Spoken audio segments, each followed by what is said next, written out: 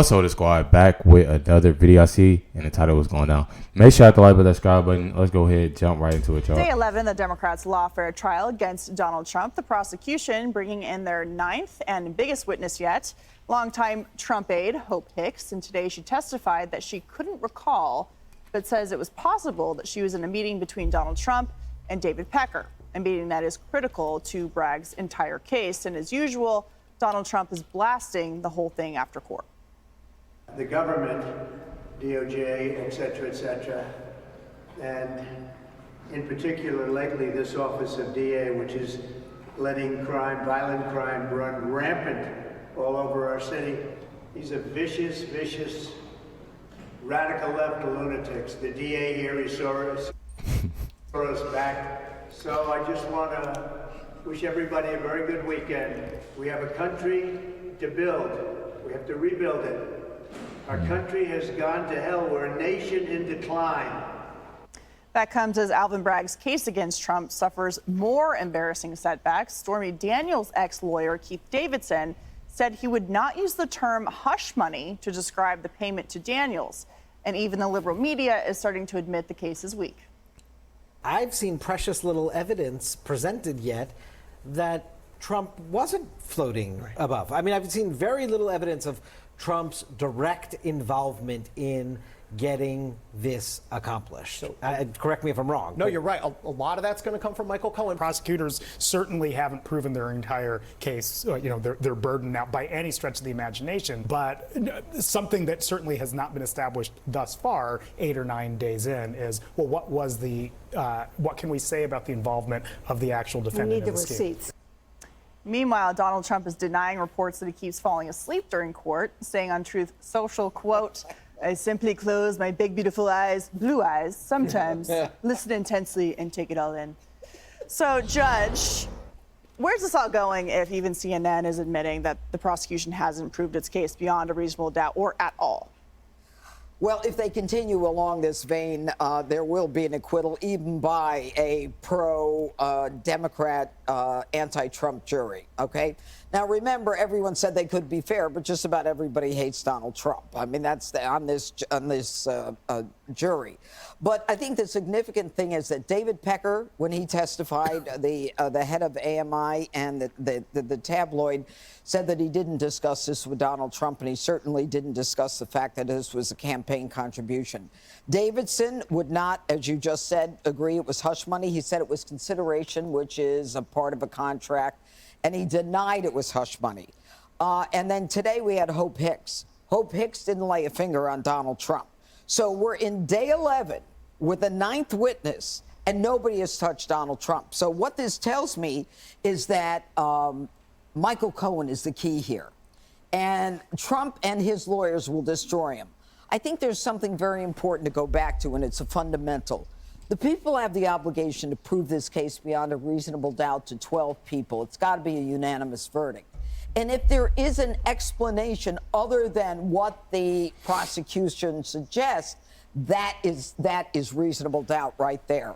So Hope Hicks said today that Donald Trump, when he heard about the information coming out, I don't know about which woman, he said, "Don't let Melania get the newspapers. I don't want her seeing anything." That is proof positive that this was not about a campaign contribution. This was about saving his marriage, and he didn't want to get in trouble, which is the classic example of why men enter into NDAs. Well, Greg, if Michael Cohen is the ultimate witness, I'm sure he'll save the case. Yeah, and then you put in this guy Davidson. These guys make Michael Avenatti look like Thurgood Marshall. I mean, these key witnesses are so slimy, they leave a trail behind them. In simplest terms, the key witness, Michael Cohen, is the same person who supplied Trump with the advice that got him charged. So again, it's like a patient having the wrong kidney removed, and the hospital and the doctor are suing the patient for malpractice. You can give 100 coats of paint on this turd, it's still a turd, and it seems like Trump is flushing it down Alvin Bragg's toilet. By the way, in terms of the sleep thing, Trump has got to embrace it. If there's a time and a place to sleep, it's there. He should bring a blanket and a neck pillow, maybe a little cocoa, have a little ambient music on the side, because you know what? he shouldn't devote any attention to this because it's a farce. Judge is right. Will the jury see it as a farce? But everybody who's paying attention now sees it for what it is. This thing is more fabricated than Joe Biden's memories. So he's just resting his beautiful blue eyes, Harold. What do you think Look, this is going to happen? Greg always nip the whole conversation in the bud. I don't know. I tend to agree with the judge in one big aspect. The jury, this will get to a jury at some point. Thus far, what I've read in the public narrative, there's nothing that says there was a crime. There's some embarrassing. Y'all know last time he made me mad for what he said he would Biden. So I'm curious to see what he gonna say this time. What I've read in the public narrative, there's nothing that says there was a crime. There's some embarrassing things and salacious things, but there's nothing criminal here. I differ with the judge in this regard. I think the jury can be fair, and I think this jury. I think those two lawyers on that jury will if you're in President Trump's shoes, you want lawyers there to be able to help if indeed people are enraged or intrigued by some of the salacious things being said.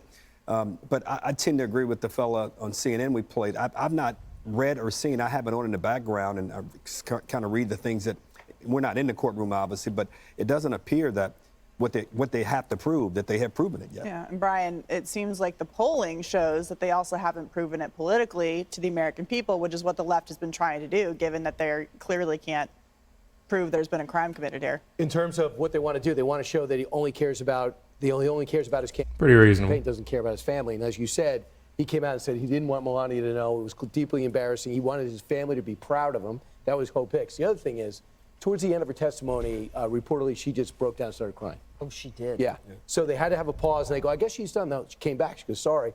And it just goes to you, if you met her, she's like the kindest person. She is so efficient. And I've seen with things come at Trump from everywhere. She was one of 3 people running his 16 campaign, never lost it, always calm, always under pressure. And you realize there's some really, Ronna Graff is another one who was a longtime assistant. These are the nicest people you want to meet. Now all of a sudden they got worldwide scrutiny. Yeah. They're not built for it, and they deserve better. And also, she moved on from this world of politics 5 years ago. And of course, now they're trying to just drag her back into it. Let her live her life, leave her alone. That's hey, Sean Hannity here. That is definitely crazy. It's all messed up. Honestly, like we all say, like we all know, it's just a simple fact of just being messed up and not wanting him being obviously president. What I don't get though is that it's so many people that laugh about, what Biden got going on, talk about what Biden got going on, do this, do that, but don't take anything serious when it all comes down to it. When it all comes down to it, Biden he's not, to me, this is my opinion, he's not fit to be, he's not fit for it again. He's not. And I said this before. We was playing a game with my dad, me, Retro, Steph, and a couple other buddies. We play Call of Duty every other night, really every night. And we was just talking about it, and I asked my pop, like, who you gonna vote for? Like, what, and I was like, you don't have to answer. Like, you obviously just don't ask nobody that, but it's my father. I don't care. And it's only one other person running against Trump. I'm voting for Biden. And I try not to get in those, in that conversation, especially when we play the game, because when we play the game, that's obviously time to our stress. When you're going through stress, stuff like that. We have our fellas time, playing the game. And I try not to get into that, but it's just like, it's so many people that's in denial and so many people that has this hatred towards Trump that they like, oh yeah, I'm about to just vote for the other party. Okay, I'm not saying who to vote for, but know who you're voting for. And then when it all comes down to it, you don't have to vote, but at the same time, know who you're voting for. We have somebody that's willing to change everything. Like, he literally said, like, this country is going to, trying to work on my cousin, but it's going downhill. It's going downhill.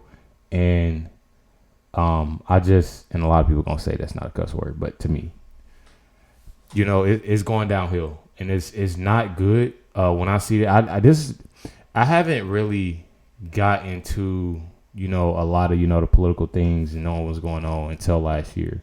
But from what I see is that it's a lot of change that needs to be happening now, and people need to focus and open up their eyes to what's going on. People always complain about what's going on and look who we got in office.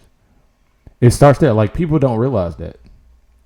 And that's why I started to put these videos out to spread that knowledge to a lot of people. Make sure to like, but subscribe. Definitely appreciate y'all. Catch y'all next one.